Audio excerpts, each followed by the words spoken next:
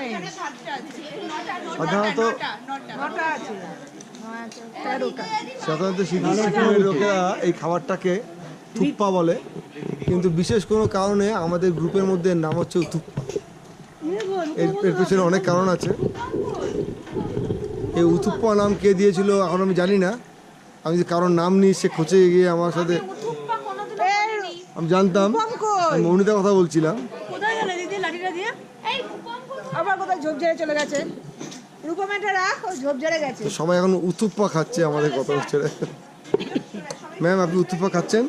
এখন স্টার্ট করিনি। আমায় গিয়ে করে খাওয়াবেন উথুপ্পা। ঝোল ম্যাগি